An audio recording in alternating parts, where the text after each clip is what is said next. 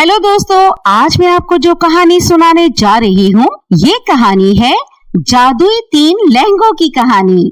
प्रकाश नगर नामक गांव में प्रीति अपनी बेटी पिंकी के साथ रहा करती थी। प्रीति अपनी बेटी के साथ बहुत ही ज्यादा प्यार किया करती थी। प्रीति के पति करण के गुजर जाने के बाद भी उसने अपनी बेटी पिंकी को कभी भी किसी चीज की कोई कमी महसूस नहीं होने दी। वो पिंकी की सारी ख्वाहिशों को पूरा किया करती थी। पिंकी की स्कूल की पढ़ाई पूरी हो चुकी थी। प्रीति ने अपनी बेटी को आगे की पढ़ाई मुकम्मल करने के लिए अपनी बेटी का दाखिला एक शहर के बहुत बड़े, अच्छे और महंगे कॉलेज में करवाया।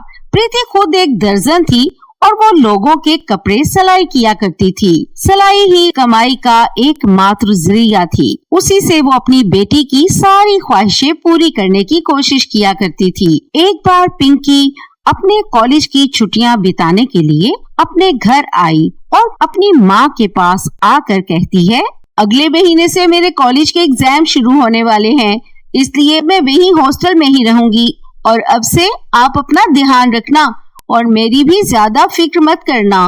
तेरी तो बेटा मुझे हर टाइम ही फिक्र होती रहती है, पता नहीं वहाँ तुम्हें समय पर हर चीज मिलती भी है या नहीं। उफ माँ, वहाँ हर चीज समय पर मिल जाती है और आपको मेरी ज्यादा फिक्र करने की जरूरत नहीं है। और हाँ माँ, आप मुझे ये कुर्तियाँ सीकर मत भेजा करो शहर में। वो इन कुर्तियों को देखकर मेरा बहुत मजाक बनाते हैं। वहाँ तो वेस्टर्न कपड़े चलते हैं ना, तो आप मुझे ये सब मत भेजा करो, बल्कि मेरे अकाउंट में कुछ पैसे भिजवा दिया करें, मैं खुद ही कपड़े ले लिया करूंगी। ये वेस्टर्न क्या है? चलो जो भी है, तू चिंता मत कर बेटी, मैं तेरे जाते ही डाक बाबू से बोलकर मनी ऑर्डर भिजवा दूंगी। ठीक है बेटी, अपना ध्यान रखना और समय पर खाना खा लिया करना। पिंकी के जाने के बाद प्रीति अपने सिलाई के कामों में लग जाती है। ऐसे ही दिन बीत रहे थे। 2 महीने बीत जाते हैं, लेकिन पिंकी इस बार अपनी माँ से मिलने घर नहीं आई। प्रीति को अपनी बेटी पिंकी की बहुत फिक्र हो रही थी, इसलिए वो पिंकी से मिलने के लिए शहर उसके कॉलेज में चली गई। पिंकी अपनी कुछ सहेलियों के साथ पार्क में बैठी हुई थी, इसलिए उसने जैसे ही अपनी माँ को कॉलेज में देखा तो उसे बहुत गुस्सा आया। तभी पिंकी जल्दी से उठकर अपनी माँ के पास आ जाती है और अपनी माँ से, ये सब क्या है माँ, आप यहाँ क्यों आई हो? माँ, मैं यहाँ सबके सामने आपसे ऐसे बात नहीं कर सकती, इसलिए आप यहाँ से बाहर चलो। आखिर ऐसा क्यों बेटा, यहाँ क्या दिक्कत है? मैं भी तो तेरी माँ हूँ ना, मैं भी तो देखूं कि मेरी बेटी कहाँ पढ़ती है।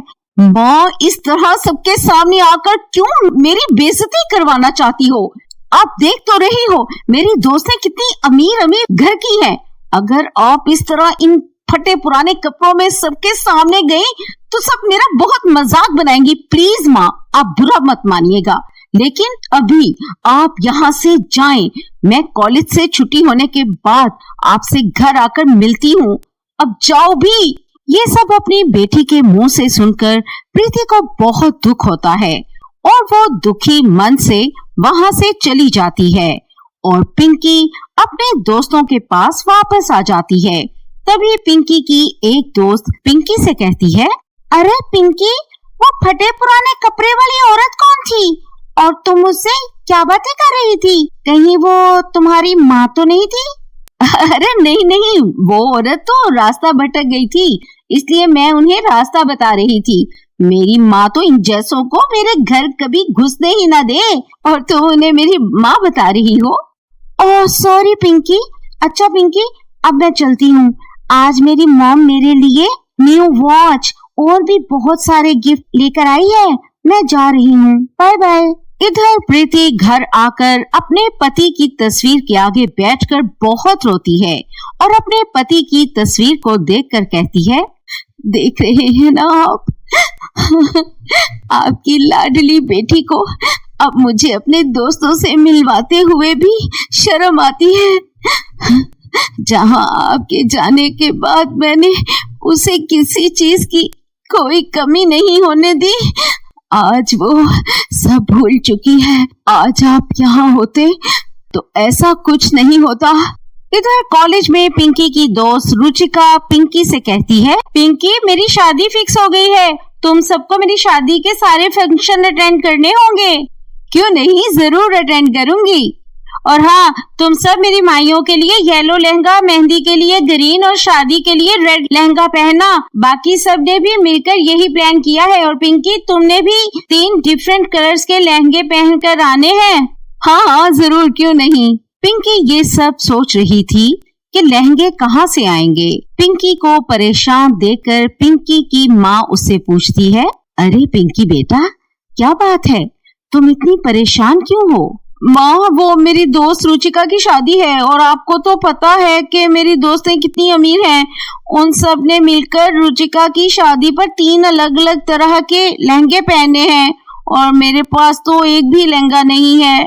अच्छा बेटी, तुम फिक्र मत करो, मैं तुम्हें दिलवा दूंगी। मैं कहीं ना कहीं से जरूर बंदोबस्त कर लूंगी। उसके बाद प्रीति जब अपना बटवा देखती है तो उसके पास 3 तो क्या, एक भी लहंगा खरीदने के पैसे मौजूद नहीं थे। तो वो बहुत परेशान हो जाती है। उसी परेशानी में वो वहीं बेड पर सो जाती है। सपने में उसके पति आते हैं और उसे कहता है, प्रीति तुम चिंता मत करो, मेरी अलमारी खोलो, तुम्हें वहाँ से 3 लहंगे मिल जाएंगे। वो तीनों लहंगे मुझे एक परी ने मेरे अच्छे कर्मों की वजह से दिए थे। उसके बाद प्रीति की आंख खुल जाती है और वो अपने पति की अलमारी खोलकर देखती है तो उसे वहाँ पर 3 लहंगे नजर आते हैं। प्रीति खुश होकर पिंकी को वो तीनों लहंगे दे देती है। रुचिका की माइयों पर पिंकी येलो कलर का लहंगा पहनकर चली जाती है। वो सबसे ज्यादा सुंदर लग रही थी। जो उसे देखता वो देखता ही रह जाता। अरे वाह पिंकी, तुम कितनी खुशनसीब हो कि तुम्हारी माँ तुमसे इतना प्यार करती है और एक मेरी माँ जो कि आज भी अपने ऑफिस के कामों में मसरूफ है। रुचिका की ये सब बातें सुनकर पिंकी को अपनी गलती का एहसास हो जाता है और वो घर आकर अपनी माँ से माफी मांगती है। माँ, मुझे माफ कर दीजिए, मैंने आपके साथ बहुत बुरा व्यवहार किया। अरे बेटी, कोई बात नहीं। और तुम्हें क्या हुआ, किसी ने कुछ कहा है? नहीं माँ, कुछ नहीं, कल आप ही मेरे साथ जाएंगी। लेकिन बेटा, मेरे पास तो पहनने को कोई ड्रेस भी नहीं, रहने दो तुम। पिंकी के इसरार पर प्रीति अगले दिन तैयार होकर प्रीति के साथ शादी पर चली जाती है। प्रीति का ड्रेस भी बहुत ही सुंदर था। वो दोनों खुशी खुशी शादी में जाती हैं, जहां उसकी दोस्त रुचिका पिंकी की माँ को देखती है और कहती है, पिंकी तुम कितनी खुशनसीब हो जो तुम्हारी माँ तुमसे इतना प्यार करती है और एक मेरी माँ, उन्हें तो मेरी शादी भी शायद याद नहीं। अरे बेटा, तुम उदास मत हो, मैं हूँ ना, जैसे पिंकी की माँ हूँ वैसे ही तुम्हारी भी माँ हूँ। उसके बाद पिंकी और उसकी माँ जादुई लहंगे की मदद से बहुत अमीर हो जाती हैं और वो उस जादुई लहंगे की मदद से गरीब लोगों की भी मदद करती हैं और खुशी खुशी अपना जीवन व्यतीत करती हैं। तो दोस्तों, कैसी लगी आपको ये कहानी? अगर पसंद आई हो तो वीडियो को लाइक और चैनल को सब्सक्राइब कर लीजिए। मिलते हैं अगली कहानी में। अभी के लिए बाय बाय।